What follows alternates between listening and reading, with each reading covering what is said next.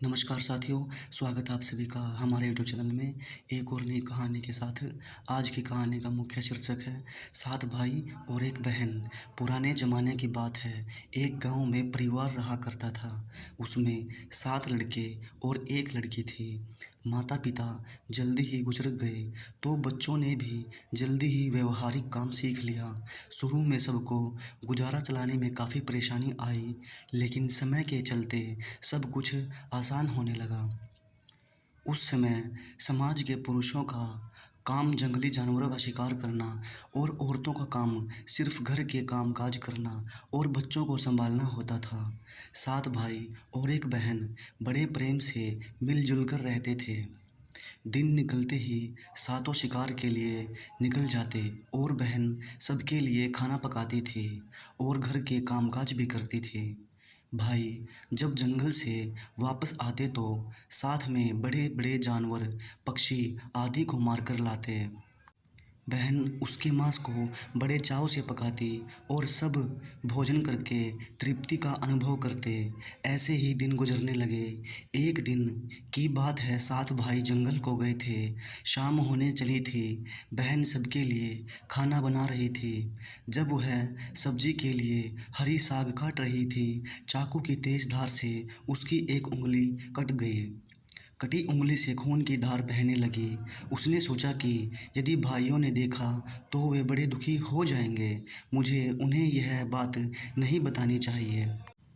उसने बहते खून को अपनी ओढ़नी से पोंछना चाहा, किंतु लगा कि उसके भाई देख लेंगे। फिर उसने दीवार पर पोंछना चाहा, फिर लगा यहाँ तो और अच्छी तरह से दिखाई देगा।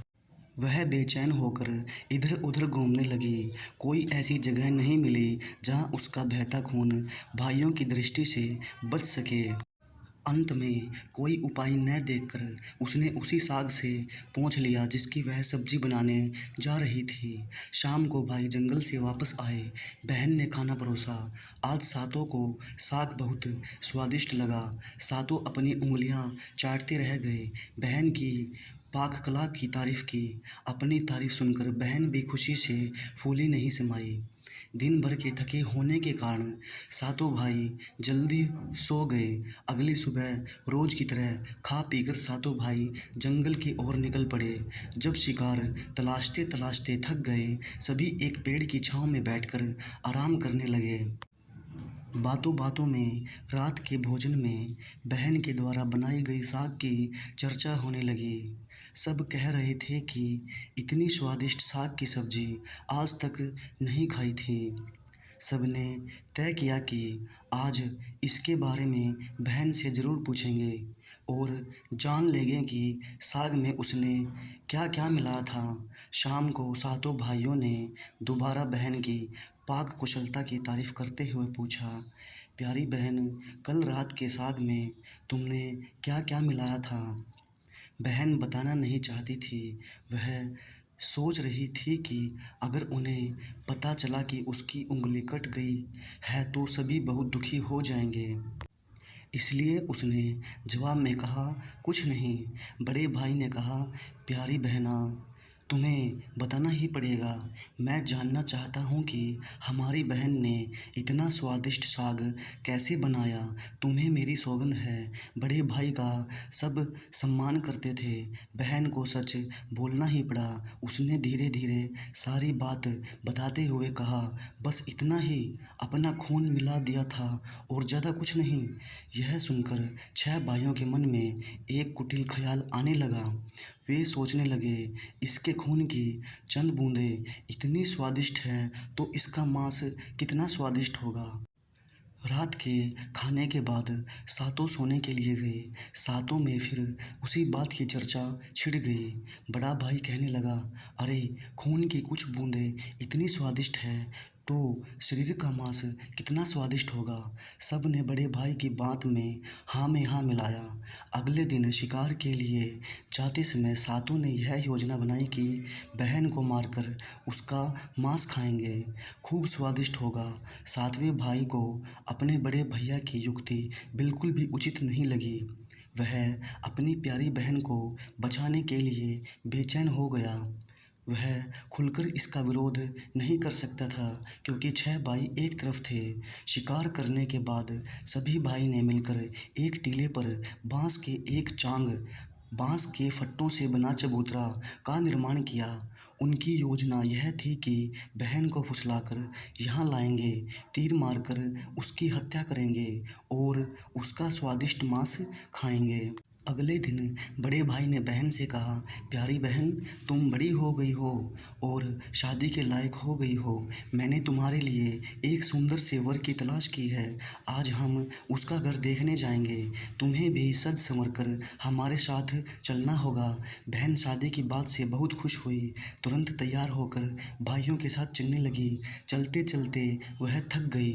वह बड़े भाई से पूछने लगी, मेरा ससुराल अब कितना दूर है? बड़ा भाई बोला, बस अभी पहुंचने वाले हैं। दूर से दिखाई दे रहे टीले पर बने चांग को दिखाते हुए भाई बोला, वह देखो तुम्हारा ससुराल, जहां तुम राज करोगी। यह सुनकर बहन आनंदित हो उठी। चांग पर पहुंचते ही बड़े भाई ने अन्य भाइयों को बहन को चांग पर खड़ी करके रस्सी से बांस के खंभे के सहारे बांधने का आदेश दिया। सभी मिलकर फुर्ती से बहन को बांधने लगे। बहन असहाय थी। अपने सभी भाइयों को हत्यारे के रूप में देखकर बहन का हृदय हाहाकार करने लगा। वह ईश्वर को याद करते हुए कहने लगी, हे ईश्वर, अब तुम ही मेरा सहारा हो। मेरे सातों भाई मेरी हत्या करना चाहते हैं। इनमें से एक भी ऐसा नहीं है जिसके दिल में मेरे लिए दया और प्रेम है। अपनी बहन की बातों से सातवां भाई द्रवीभूत हो उठा। बहन की पुकार पर वह तड़पकर रह गया, पर 6 भाइयों का प्रतिवाद करने का साहस नहीं जुटा पाया। बहन को निर्ममता से बांधने के बाद बड़े भाई ने सबको बारी बारी से उस पर वाण से प्रहार करने का आदेश दिया। बड़ा भाई हाथों में धनु वाण लेकर जब प्रहार करने को तैयार हुआ, तब बहन भाई के सामने हाथ जोड़कर करुण स्वर में गाने लगी, मारो मारो भैया छाती में लक्ष्य करके, भैया छाती में लक्ष्य करके, तुम्हारा तीर तुम्हारा धनुष जंगल को जाएगा। भैया मारो और छाती में लक्ष्य करके, छाती में लक्ष्य करके, भैया छाती में लक्ष्य करके। भाई ने कठोरता दिखाते हुए तीर चलाया, पर उसका निशाना विफल हो गया। इसके बाद दूसरा भाई तीर मारने को तैयार हुआ। बहन ने उसके आगे भी हाथ जोड़कर वही करुण गीत दोहराया। उसका भी निशाना चूक गया। इसी तरह सभी भाइयों ने बारी बारी बहन की छाती को लक्ष्य करके तीर मारने की कोशिश की। बहन हर बार यही गीत दोहराती रही। 6 भाई लक्ष्य भेद करने में असफल रहे।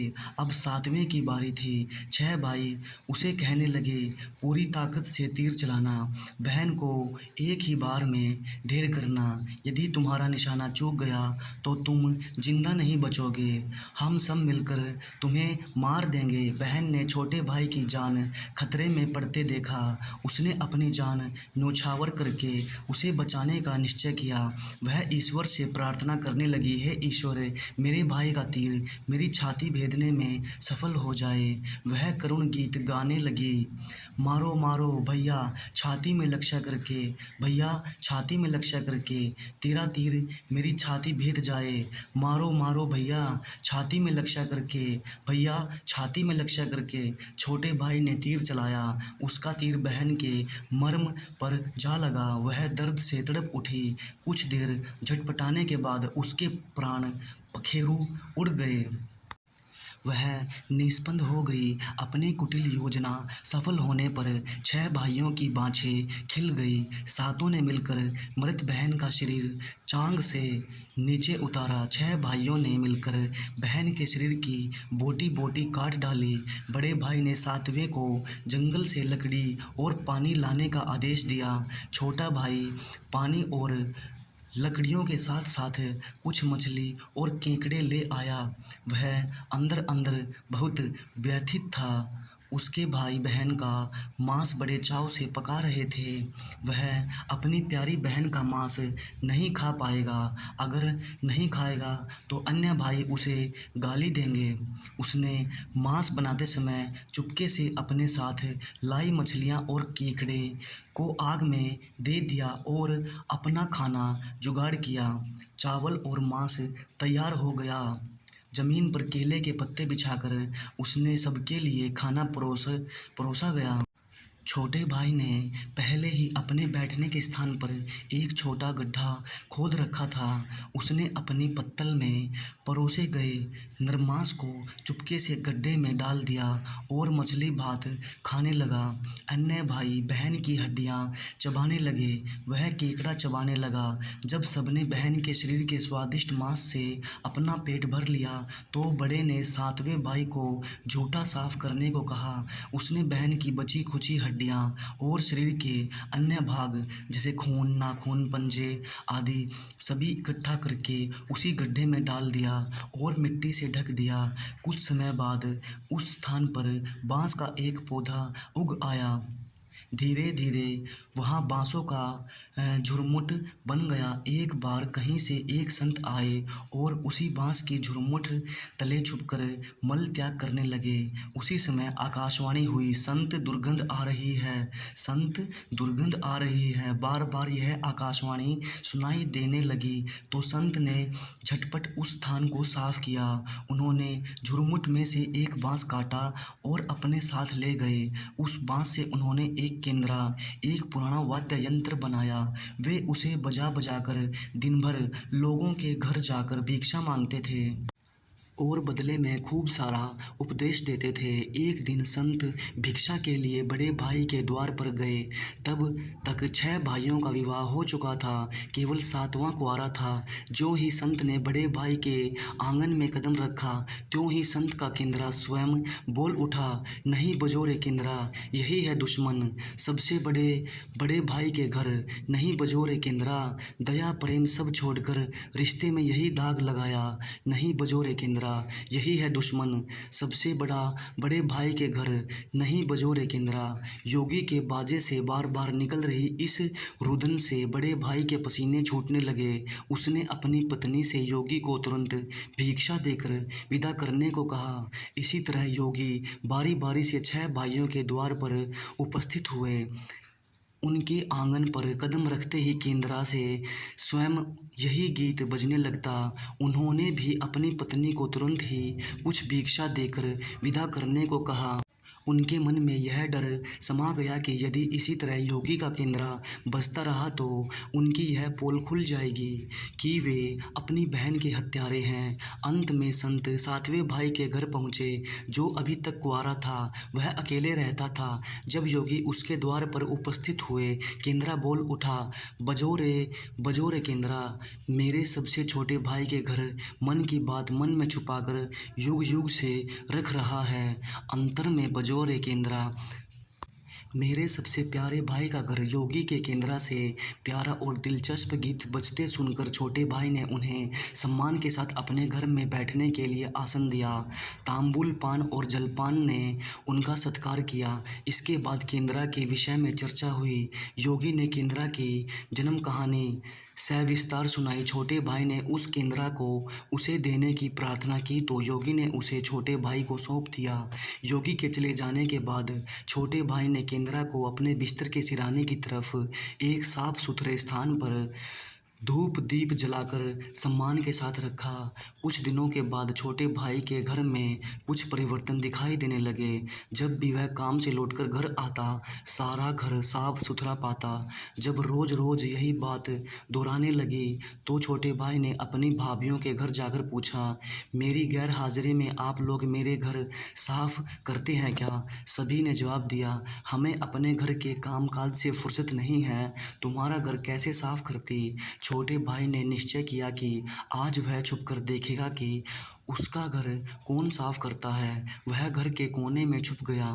घर सुनसान होते ही स्थापित केंद्रा ने उसकी बहन की शक्ल की एक लड़की निकली, घर का सारा काम किया और फिर उस केंद्रा में समा गई। छोटे भाई ने यह बात अपनी बड़ी भाभी को बताई। बड़ी भाभी ने उसे समझाया, ज्यों ही लकड़ी केंद्रा से बाहर निकलेगी, तुम केंद्रा को आग के हवाले कर देना, फिर उस पर तुलसी जल छिड़क देना, फिर देखना क्या होता है।